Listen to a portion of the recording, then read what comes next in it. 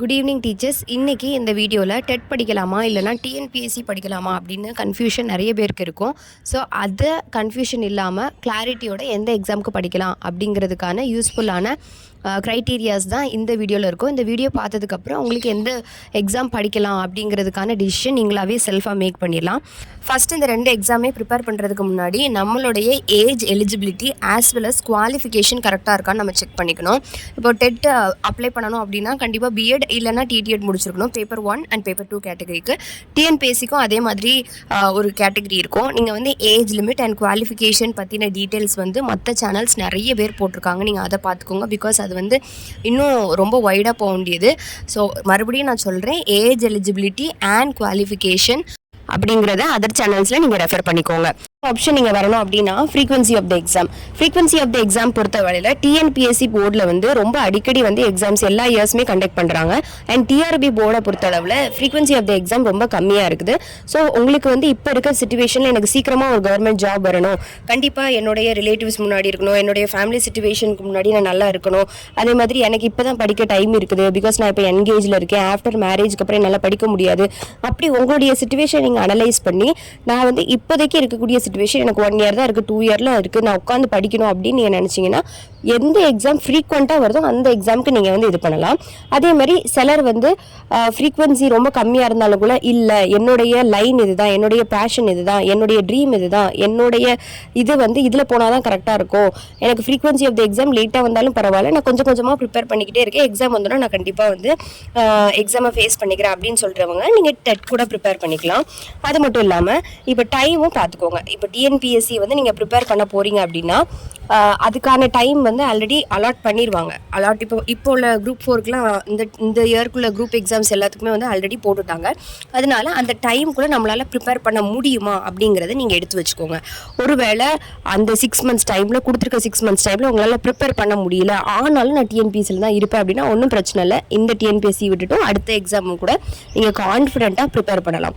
இல்லை எனக்கு அது வேண்டாம், நான் பொறுமையாக ஸ்லோ பை ஸ்டெப் பை ஸ்டெப்பாக ப்ரிப்பேர் பண்ணுறேன், நான் வந்து டீச்சிங் ப்ரொஃபஷனில் தான் போகணும்னு ஆசைப்படுறேன், எக்ஸாம் எப்போ வந்தாலும் நான் ஃபுல் ஃப்ளெஜ்டாக ப்ரிப்பேர் பண்ணி நான் வந்து வரும்போது அழகாக ஃபேஸ் பண்ணுவேன், தைரியமாக ஃபேஸ் பண்ணுவேன் அப்படின்னு நீங்கள் இருந்தீங்கன்னா you can go for TET exam. And ஒரே ஒரு விஷயம் நிறைய பேர் கன்ஃபியூஸ் பண்ணிக்கிறது, டெட் எக்ஸாம் முடிச்ச உடனே வேலை கிடைக்கணும். இல்லவே இல்லை. இப்போ உள்ள கேட்டகரி பொறுத்தளவில் டெட் எக்ஸாம் முடிஞ்ச உடனே வேலை கிடைக்காது. டெட் எக்ஸாம் வந்து ஒரு எலிஜிபிலிட்டி எக்ஸாம் தான். எலிஜிபிலிட்டிங்கிறது first round. Second round of the exam வந்து நம்ம வந்து அடுத்து எஸ்ஜிடி எக்ஸாம் இல்லை யூஜிடிஆர்பி எழுத வேண்டியது இருக்கும். Depend on the paper. நீங்கள் பேப்பர் 1 எழுதுறீங்களா பேப்பர் 2 எழுதுறீங்களாங்கிறத பொறுத்து அடுத்த அப்பாயின்மெண்ட். அதுக்கப்புறம் தான் வந்து என்ன செய்யும் அப்படின்னா உங்களுக்கு போஸ்டிங் கிடைக்கும். ஸோ அதை நல்லா ஞாபகம் வச்சுக்கோங்க. ஸோ டெட்டுங்கிறது பாஸ் ஆனோன்னா நமக்கு ஒர்க்கு கிடைக்கும் அப்படிங்கிறது இல்லை. ஆனால் டிஎன்பிஎஸ்சி அப்படி கிடையாது. நீங்கள் பாஸ் ஆனோன்னா உங்களுக்கு உடனே வேலை கிடைக்கிற மாதிரி இருக்கும். அதே மாதிரி நெக்ஸ்ட் க்ரைட்டீரியா வந்து நம்பர் ஆஃப் அட்டம்ப்ட்ஸ். நம்ம வந்து எத்தனை அட்டம்ப்ட்னாலும் கொடுக்குறதுக்கு நம்ம ரெடியாக இருக்கோம் அப்படின்னா நம்ம பொறுமையானாலும் ப்ரிப்பேர் பண்ணலாம், ஒன்றுமே பிரச்சனையே கிடையாது. இப்போ ஃபார் எக்ஸாம்பிள் ஹவுஸ் ஒய்ஃப்ஸாக இருக்கீங்க, ஒர்க்கிங் விமனாக இருக்கீங்க, காலேஜ் கோயிங் ஸ்டூடெண்ட்ஸாக இருக்கீங்க, வீட்டுக்கு வந்து தான் படிக்கிறீங்க அப்படின்னா வந்து உங்களால் ஃபுல் ஃப்ளெஜ்டாக படிக்க முடியாது. சிலர் வந்து ஃபுல் ஃபோக்கஸ்டாக அகாடமிஸ்லேயே உட்காந்து படிப்பாங்க. அவங்களால வந்து ஃபுல் டே அதிலே ஃபோக்கஸ் பண்ணியிருக்கிறதுனால அவங்களுக்கு வந்து சான்சஸ் ஆஃப் கெட்டிங் பாஸ் இந்த எக்ஸாம் கொஞ்சம் ஹையராக இருக்கும். அதனால நம்மளால் கொஞ்சம் கொஞ்சமாக தான் படி எடுத்து வைக்க முடியும். ஆனாலும் நம்மளால் முடியுங்கிறத நீங்கள் மறக்கக்கூடாது. அதனால கொஞ்சம் கொஞ்சமானாலும் ப்ரிப்பேர் பண்ணிவிட்டு அந்த டைமுக்குள்ளே எவ்வளோ முடிக்க முடியும் அதை கண்டிப்பாக முடிச்சுட்டு நல்லா ரிவிஷன் பண்ணுங்கள். ரிவிஷன் பண்ணி முடிச்சுட்டு உங்களுடைய பெஸ்ட்டை நீங்கள் வந்து எக்ஸாமில் கொடுக்கணும்.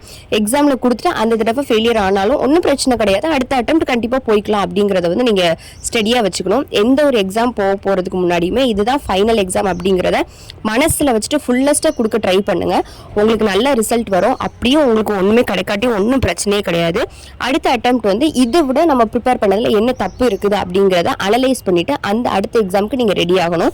ஸோ அந்த காம்படிட்டிவ் ஸ்பிரிட் வந்து காம்படிட்டிவ் எக்ஸாம்ஸ்குள்ளே வந்துட்டாலே எப்போவுமே போகவே கூடாது. எத்தனை அட்டெம்ப்ட் கொடுக்கறனாலும் நீங்கள் எய்தர் டிஎன்பிஎஸ்சி ஆர் டெட் கொடுக்கறதுக்கு எப்போவுமே மனசில் ரெடியாக வச்சுக்கணும். அடுத்து உங்களுடைய ட்ரீம் எதுன்னு நீங்கள் பார்த்துக்கோங்க. நீங்கள் உங்களை ஃப்யூச்சரில் எந்த சீட்டில் உட்காரணும் அப்படிங்கிறத நீங்கள் யோசிக்கணும். என்னை பொறுத்தளவில் என்னோட ட்ரீம் சின்ன வயசுலேருந்தே வந்து நான் டீச்சர் ஆகணுங்கிறது தான்.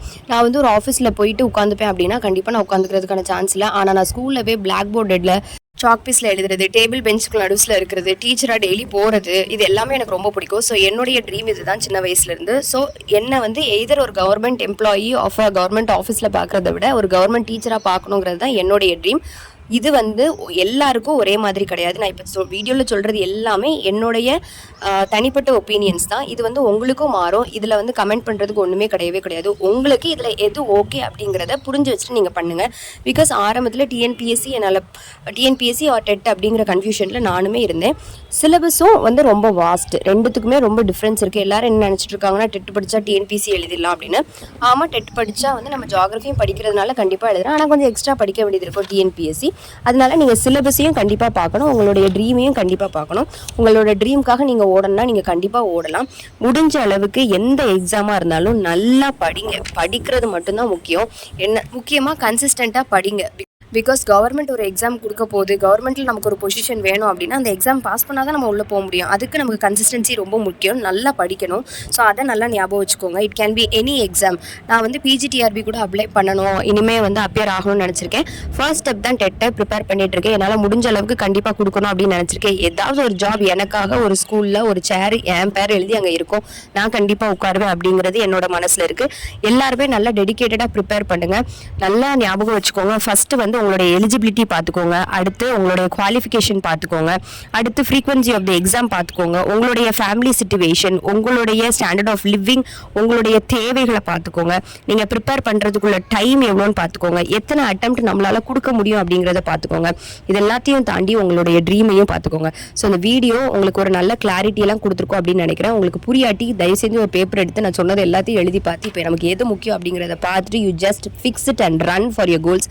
பிகாஸ் நம்ம ஓடலைன்னா நம்மளோட ட்ரீம்ஸ்க்காக வேறு யாருமே ஓட போகிறதில்ல. அதனால தான் all the very very very best teachers. Have a very good day.